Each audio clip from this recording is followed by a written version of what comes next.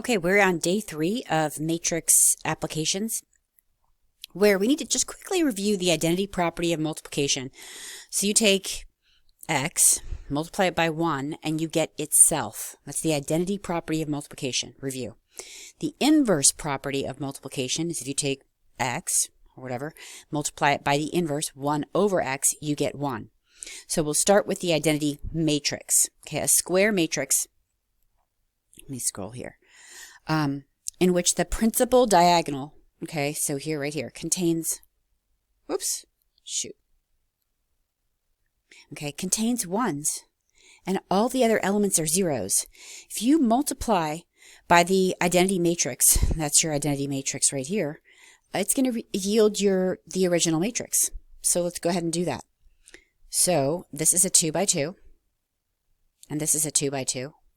Okay, so these numbers are the same, so that means it's going to yield a 2 by 2. I'm going to make this a little bit bigger because I'm going to have to add numbers. So we're going to multiply 6 times 1, which is 6, plus 1 times 0, and put it right here. 1 times 0 is 0. And then we go to another color. Okay, so I'll do the first row and the second column. 6 times 0 is 0, plus 1 times 1 is 1. I'm going to put it in there. Blue, second row, first column. 2 times negative 1 is negative 2, plus negative 3 times 0 is just 0. And then our last color, I'll use black. The second row by the second column, negative 2 times 0 is 0, plus 3 times 1 is 3. And so when we simplify all that out, we should get the original matrix. 6, 1, negative 2, and 3. So there we go. So there's an example of when you multiply by the identity matrix, just like when you multiply by using the identity property of multiplication, okay, you get itself. All right. So the inverse matrix, when we multiply a matrix by its inverse, okay, so we multiply a matrix by its inverse. So here's the matrix A, and here's the inverse of matrix A. We get the identity matrix, which should be the diagonals of the 1. So let's try it. 6 times 1 is 6, plus negative 5 times 1 is negative 5. Then we go to the second column, and we do 6 times negative 5 is negative 30, plus negative 5 times negative 6 is positive 30. And then 1 times 1 is 1, plus negative 1 times 1 is negative 1. And you can write that as 1 minus 1 is going to be 0.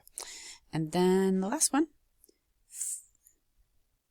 negative 5, looks like plus 6. Okay, so that should hopefully work out. 6 plus negative 5 is 1. And then we've got a 0, we've got a 0, and then we've also got a 1. Boom! We go ahead and we get the identity matrix. And if you were to put this in the calculator and just figure out A and then type that in as a name, right? And then multiply it by A and then push the x to the negative 1 button, you would end up with this. The calculator will do it for you. All right, so here's what we're really getting to. We're trying to solve equations. If you've got a matrix times x, well, what is that matrix going to be? Equals another matrix. What you can do is we've still got to isolate this matrix x. Once we have this matrix isolated, then we have found our unknown, just like with any equation. However, we've got a matrix here we're going to have to undo. So we have to do the opposite operation of like multiplying by A. So we have to multiply by the inverse. Now, if you're going to multiply by the inverse of A right next to it, perfectly fine.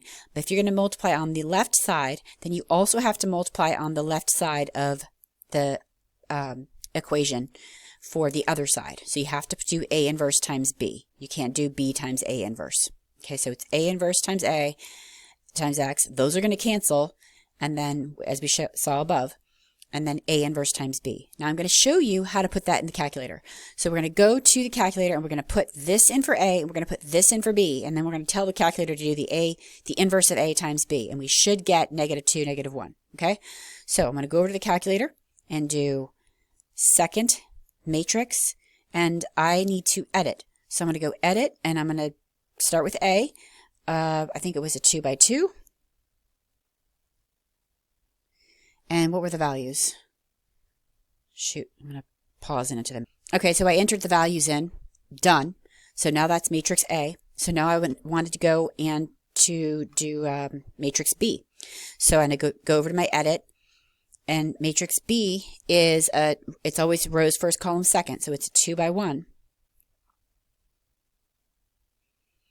And those values are -6 and 12, right? I hope I'm looking at the right problem. Okay, now I go back to my home screen and I go to matrices.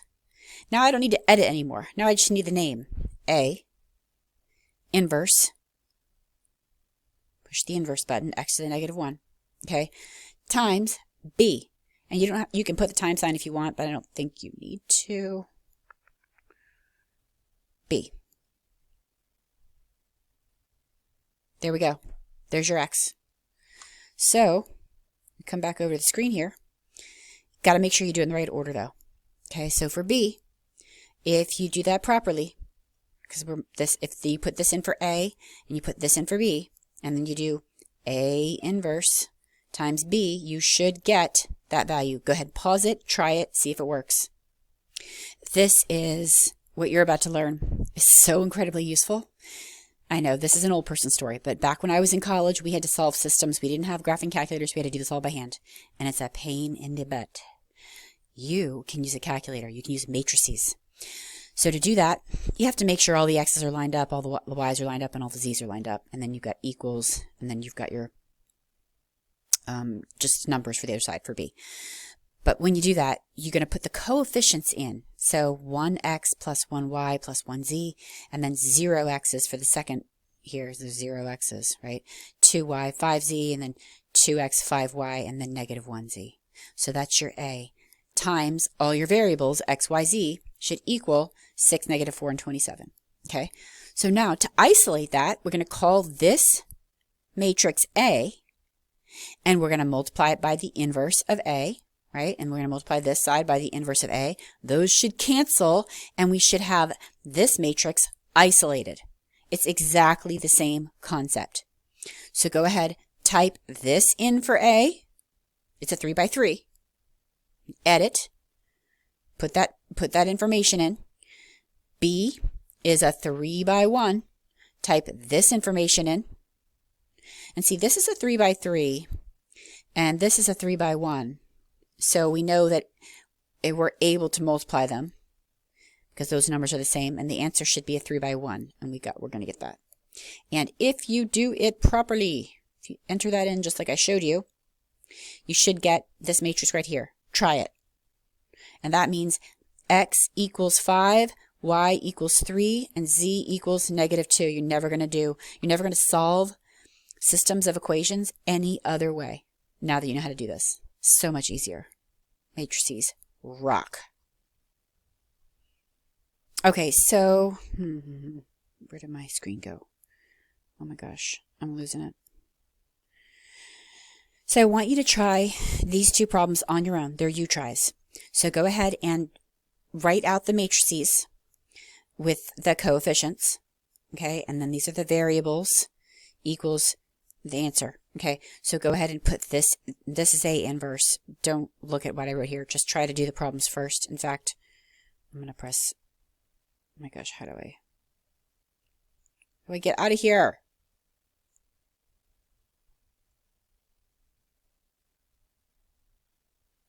There we go.